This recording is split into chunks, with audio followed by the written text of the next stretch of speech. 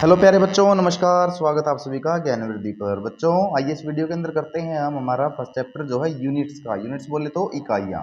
ठीक है, यहाँ पर हम ना इस यूनिट के बारे में यानी कि इस चैप्टर के बारे में कंप्लीटली डिटेल में हम पढ़ेंगे। ठीक है, और उसी के बेसिस पे हमारे क्वेश्चन आएंगे हमारे चैप्टर के अंदर और फिर उनको हम डिटेल में करेंगे। तो सबसे पहले जो हम चैप्टर कर रहे हैं उसका इंट्रोडक्शन हमको पता होना चाहिए कि यूनिट्स क्या होती हैं, किस लिए इनका इस्तेमाल यानी कि प्रयोग किया जाता है। देखिए, हम अपने दैनिक क्रियाओं को करने के लिए वस्तुओं को तोलने और मापने की आवश्यकता पड़ती है। आप अनेकों प्रकार की वस्तुएं लेते हैं जिनको आपको तोलना और मापना पड़ता है। उसके लिए आपको किसका प्रयोग करना पड़ता है? यूनिट्स का। जैसे कि उदाहरण के तौर पर अगर मैं बताऊं, अगर आप दूध लाते हैं तो उसको लीटर में मापते हैं। अगर आप चीनी लेके आ रहे हैं तो उसको किलोग्राम में। अगर आप कोई दूरी है तो आपको उसको किलोमीटर या मीटर में माप रहे हैं। अगर आप किसी काम को घटना का होने की अगर आपको समय को किस में माप रहे हैं यहाँ पे, उसको माप रहे हैं यहाँ पे सेकंड, आवर या फिर मिनट के अंदर। ठीक है, इसीलिए वस्तुओं को तोलने के लिए या मापने के लिए बेसिकली पूरे संसार के अंदर तीन प्रकार की प्रणालियों का प्रयोग किया जाता है। तीन प्रकार की प्रणालियों का प्रयोग करते हैं। तो जो अलग अलग देश हैं अलग संसार के अंदर, तो कैसे उन्होंने एक सबसे पहली जो प्रणाली है हमारे पास ब्रिटिश प्रणाली। ब्रिटिश प्रणाली को हम एफपीएस सिस्टम के नाम से जाने जाते हैं। ठीक है, एफपीएस जिसको ब्रिटिश प्रणाली।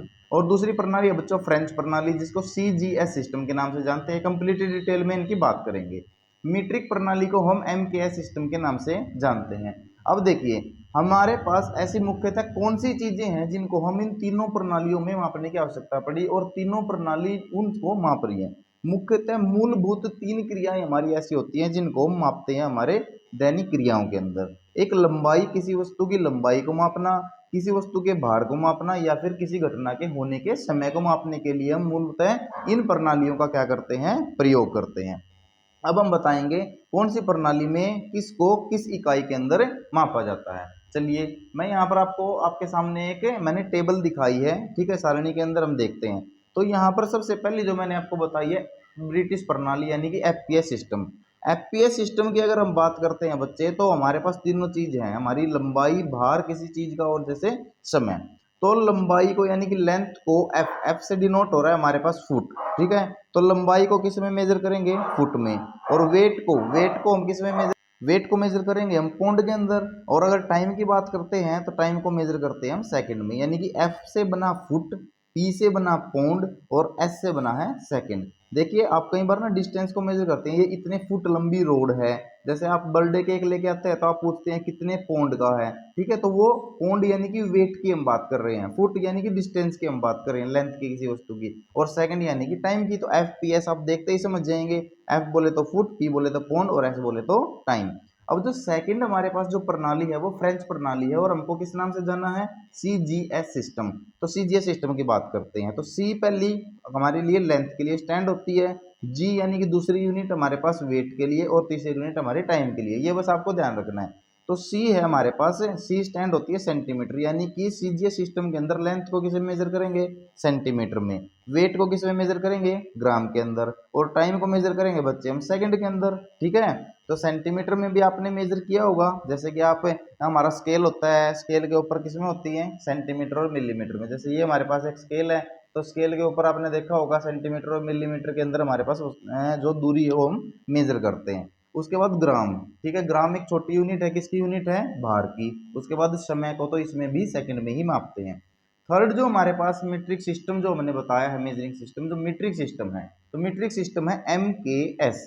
तो यहाँ पे लेंथ को यानी कि दूरी को, लंबाई को मापेंगे मीटर के अंदर, वेट को किसी वस्तु के मापेंगे किलोग्राम के अंदर, और टाइम को मापेंगे किसी वस्तु के सॉरी किसी घटना के सेकंड के अंदर।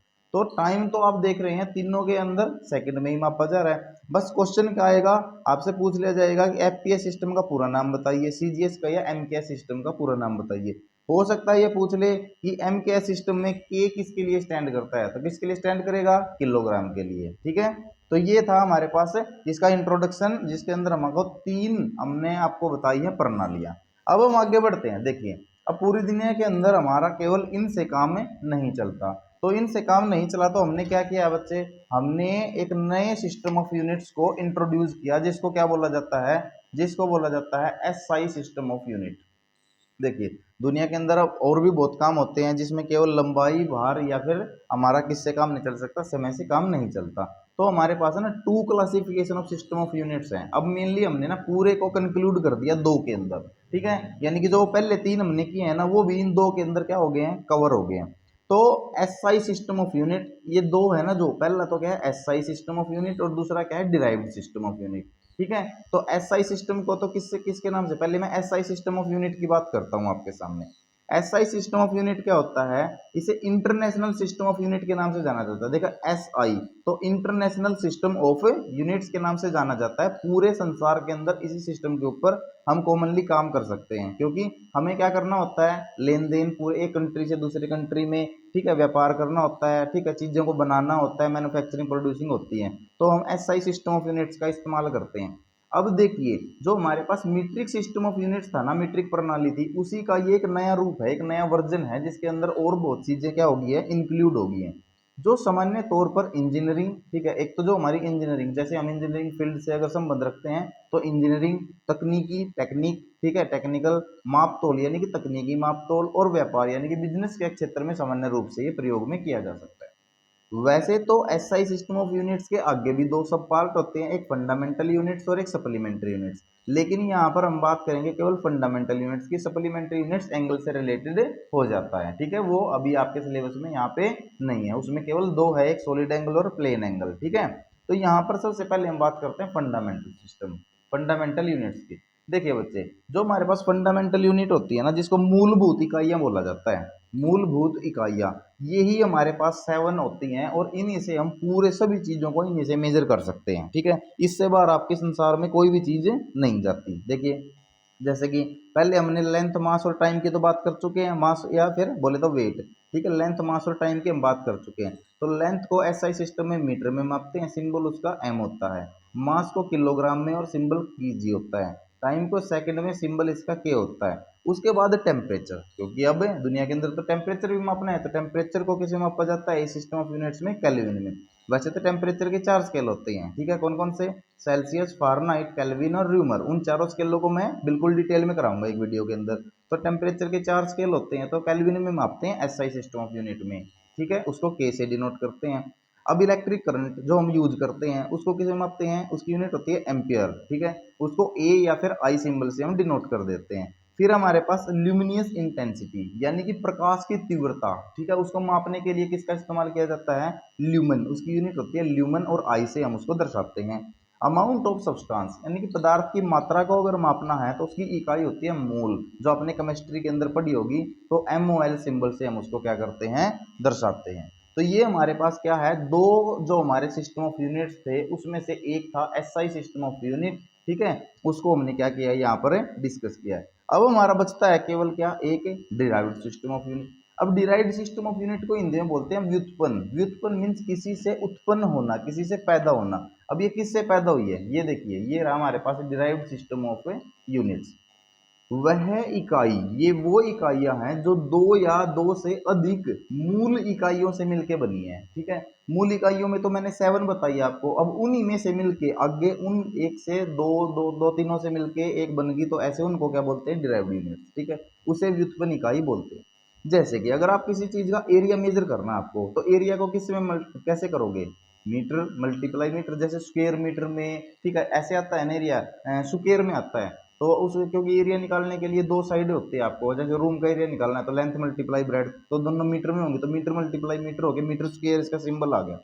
ऐसे ही दो यूनिट की हमको इकट्ठी जरूरत पड़ी, वॉल्यूम के लिए हमको length multiply bread multiply height हम करते हैं, तो मीटर क्यूब हो जाता है।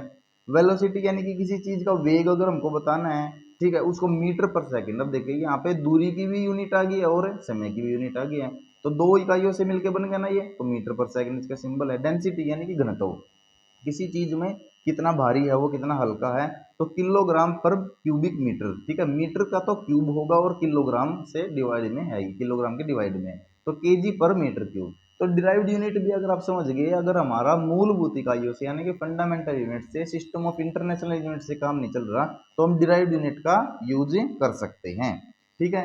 अब ये तो हो गया हमारे पास ये काम। अब क्या होता है बच्चे कि हमारे पास यूनिट्स का हमको कन्वर्जन करना पड़ जाता है कई बार। जैसे कि अगर हम इंडिया में रह रहे हैं तो हम किसी चीज को किलोग्राम में मेजर कर रहे हैं, ठीक है। और अगर हम ब्रिटिश में यहाँ पर वहां पे जाते हैं तो वो पौंड में मेजर कर रहे हैं, तो दो यूनिटों को हमको क्या करना पड़ता है, कन्वर्ट। ठीक है। देखो जो चीज है, जो सामान है वो तो उतना ही है, क्वांटिटी तो उतनी है, लेकिन उसकी यूनिट चेंज होगी है। तो एक यूनिट से दूसरी यूनिट में जाने के लिए हमको कन्वर्जन करना पड़ता है, और उसका क्या होता है, एक रेशियो होता है। जैसे कि फॉर एग्जाम्पल, कुछ मैं एग्जाम्पल दे रहा हूँ, बाकी बेसिक तो बहुत ज्यादा डिटेल में आपकी बुक में कंप्लीट होगा। ठीक है। कन्वर्जन ऑफ यूनिट की अगर हम बात करते हैं, इकाइयों का रूपांतरण जिसको हिंदी में बोलते हैं लेंथ। अगर कुछ लेंथ के बात करें, एक इंच में कितना होता है, एक इंच को अगर सेंटीमीटर में कन्वर्ट करना हो तो एक इंच के अंदर 2.54 सेंटीमीटर होते हैं। अब एक सेंटीमीटर में 10 मिलीमीटर होते हैं, तो अगर एक इंच की ही बात करूं तो एक इंच में कितने मिलीमीटर होंगे, 25.4 मिलीमीटर। अब हम फुट में मापते हैं चीजों को।